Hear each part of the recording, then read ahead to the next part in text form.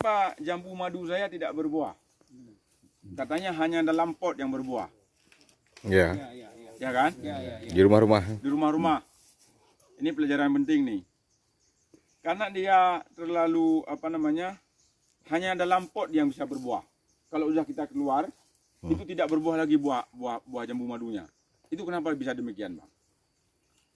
Saya jawab dengan analisa begini. Ketika ada seorang gadis cantik di kampung, dia adalah primadona desa. Iya. Bang Chandra suka dia, Adi apalagi. Bo Bang Lina saya apalagi. boh laun, Boh langun. Otomatis dia akan cepat dilamar oleh si pemuda desa. Dan dia akan beranak. Cepat sekali. Itulah perumpamaan gadis cantik, jambu itu dalam pot. Dia sebenarnya bukan mau berbuah, tetapi dia tidak punya pilihan. Terpaksa harus dia berbuah. Ada kampung sebelah, Siti Aminah namanya. Siti Aminah ini ada pamannya, namanya Chandra. Datang ke Banda Aceh. Minah, kamu kerja di kebun rak bakso saya. Datang tukang cuci piring di rak baksonya Bang Chandra. Sampai di sana dia cantik segala macam. Bakso yang Bang Chandra pun laku. Pada saat yang sama dia sudah punya uang, sudah bersolek, sudah tidak mirip lagi gadis kampung. Apa yang dia lakukan? Ngapain cepat kali kawin? I wanna live my life. Yeah. Aku ingin menikmati hidupku dulu sendiri. Tidak mau dulu cepat kawin. Menjelajahlah dia kota Banda Aceh. Menjelajahlah Sabang. Karena udah punya duit, turnya ke Melabu, ke Luk Semawe. Lupa berbuah. Tiba-tiba dia sudah punya uang, beli tiket ke Medan, ke Jakarta, segala macam. Artinya apa? Dia tidak mau berbuah dulu. Yang batang ditanam di luar pot. Di luar pot. Itu ibaratnya seorang gadis cantik, dia bisa melakukan perjalanan dulu. Yang ingin saya katakan adalah ini adalah kesenangan vegetatifnya, kesenangan tubuhnya. Energi yang dia pakai, beli celak, beli lipstik, beli ini, beli itu. Itulah yang dipikir oleh si Aminah tadi. Sama dengan si alpukat, sama dengan si jambu. Maka seluruh tanaman yang ditanam di tanah, kalau yang kami sebut dengan open field, itu lebih cantik. Daunnya lebih bagus, lebih lebat, tapi buahnya dikit. Bahkan tidak ada. Itu artinya apa? Dia mau leha-leha dulu. Aku tidak mau kawin. Kira-kira begitu. Nah, apa yang terjadi? Anak si Aminah ini sudah tahu kota, sudah lupa sama omnya. Kalau biasa dikasih mobil, cabut kunci.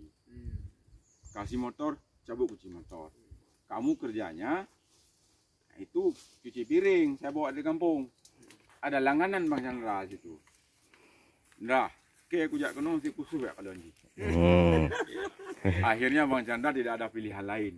Mengawinkanlah si Aminah dengan si langganan tadi. Maksudnya adalah bahwa apa yang saya maksud dengan cabut mobil dia, cabut STNK dia, cabut ini dia, potong yang tidak berguna tadi, potong yang dia bisa berjalan jauh, potong daun-daun yang agak rindang tapi tidak ada manfaat. Kita lakukan proses secara gradual. Jangan banyak-banyak, nanti si Aminah stres. Lakukanlah konsep saya itu namanya SSR. Apa itu Bang? Sedikit, sering, ringan. Ya. Itu rumus ya. Ya, SSR. SSR.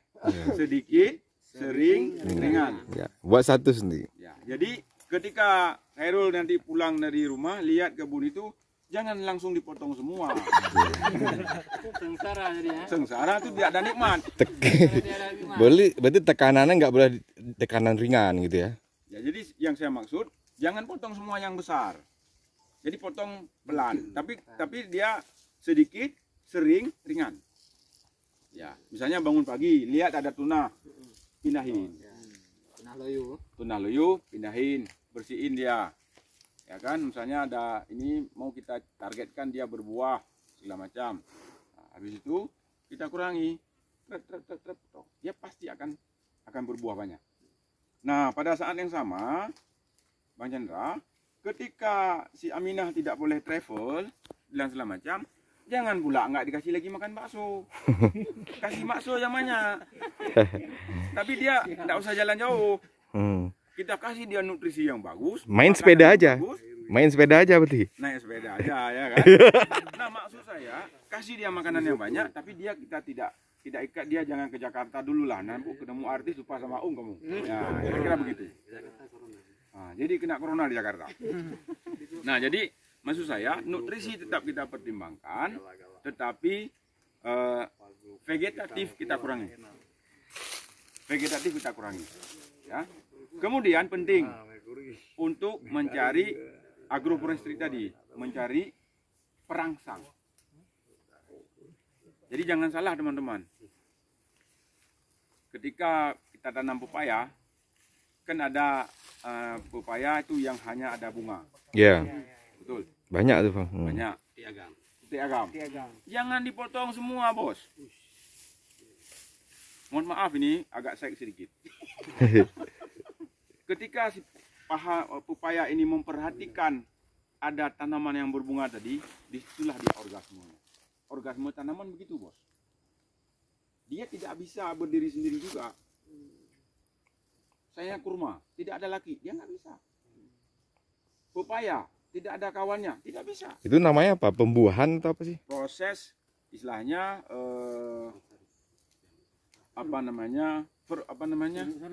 serbuk sari. Pollination namanya. Jadi pollination itu, tetapi yang saya maksud adalah tanaman-tanaman juga punya rangsangan. Ketika orang melihat Khairul, bukan lihat kulitnya, tapi kadang-kadang six pack-nya. Keren kali ya Bang, six pack. Ketika orang Jakarta sekarang bukan six pack, lihat yang buncit. Iya. Yang buncit kaya. Jadi kira-kira begitu. Jadi tetap ada rangsangan. Tanaman juga sama. Kenapa di situ cukup banyak buah, tapi tidak buah? Tanaman juga mengenal namanya sugesti. Bekaya udah kusuk-kusuk ya. Mentuah hanya. Saya terkagum kemarin, ibu saya bawa kemari, sudah tanam satu batang. Ibu saya sudah 78. Dia pengen kali ke kebun, saya bawalah kemari. Dia minta betul dia tanam. Apa yang saya dengar dari ngomong dia? Kamu boh bela boh. Nyo bek Malay tu. Ramai kalian legop. Kalian urunglah kalian nyo lumpula rok. Nyo kamu beraya, ubagah. Itu sugesti. Ini banyak yang nonton ini saya tanam ini. Kamu cepat besar ya. Nanti kamu harus berbuah banyak biar kamu bisa dimakan sama yang lain. Itu sugesti. Itu juga dia mengerti itu ngomong itu. Komunikasi dari hati ya. Dia makhluk hidup, jangan salah. Tanaman ini ciptaan yang Maha Kuasa, ciptaan Allah.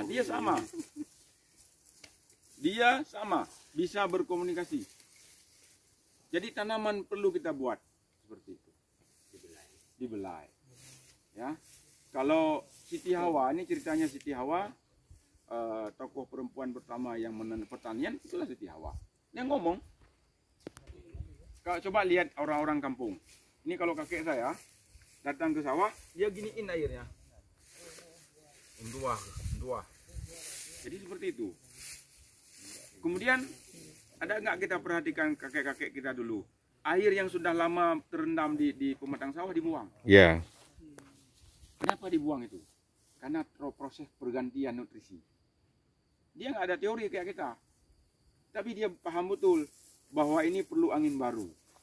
Perlu rekreasi ke Luhung, ke Lamsujen. Itu makan durian. Ya kan? Mandi air sungai. Perlu juga si tanaman seperti itu. Itu namanya physiology rejuvenation.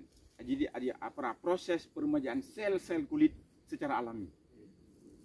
Nama kerennya seperti itu. Yeah. Tapi kalau orang kampung kan nggak tahu nama dia. Ya, nggak usah kita kasih nama. Kita sudah paham apa maknanya. Yeah. Ya kira-kira seperti itu. Jadi banyak sekali aspek-aspek yang kita perhatikan. Nah, kenapa kita membutuhkan pestisida kimia, organik? Kadang-kadang saya tidak semprot ini bos, di atas. Kenapa? Kalau yang namanya pollination, penyerbukan itu ada bermacam cara. Cara paling umum penyerbukan pakai angin. diserbu pakai angin. Ada penyerbukan pakai serangga, sidom, semut, segala macam. Dan yang paling sempurna penyerbukan adalah penyerbukan pakai lebah. Nah, oleh karenanya di kebun ini, insya Allah kita akan merancang bagaimana kebun lebah. Nanti ini akan kita buat stun-stunnya di sini, kita akan taruh. Kita akan taruh bunga sepanjang jalan ini nanti. Jadi kita lebahnya dapat, pollinationnya sempurna. Madu lebahnya dapat. Madu lebahnya sempurna. Kalau penyerbukan dilakukan oleh lebah, lengkaplah kehidupan ini. Kenapa posisinya? Lebah itu adalah bagaimana penjelmaan, percontohan yang dikasihkan oleh Allah, bagaimana kita keliling Ka'bah. Keliling Ka'bah itu bukan kanan, bos. Kelilingnya kiri. Maka pollination yang dilakukan oleh lebah pun melalui kiri. Dan paling halus penyerbukannya, dia putar kipas dia tidak mengena si tanaman, tapi dia berhasil mengisap madunya. Itulah kekuatan lebah. Maka kekuatan lebah diabadikan dalam Al-Quran sebagai surah An-Nahl. Itulah puncak ilmu pengetahuan pertanian. Dan alhamdulillah saya belajar dari lebah. Kuncinya pertanian yang sepanjang zaman sampai kiamat, surah An-Nahl dalam Al-Quran. Dan itu diajarkan oleh profesor saya, Dr. Herman Maulana. Bagaimana dia cerita soal lebah. Kalau Profesor Herman cerita soal lebah, dari sini sampai pulang ke Banda Aceh masih ada bahan sama dia. Dia ceritakan seperti itu. Bagaimana begini? Begini dia bang, begini dia kawin, begini ratunya, begini ini. Semuanya ada maknanya. Itulah pengetahuan. Dan kita sangat kecil yang kita pahami sekarang itu. Begitu kita dalami ilmu pengetahuan, maka betul lah yang dikatakan oleh ayat Al-Quran. Bahwa ilmu di dalam dunia ini secuil loh ya. Secuil begitu. Air laut kita celup, inilah yang tersisa di ujung jari kita. Terlalu kecil. Ilmu Allah itu luar biasa banyak. Maka oleh karenanya jangan pula terstatus dengan ijazah segala macam. Tidak ada urusan ijazah, itu pengetahuan.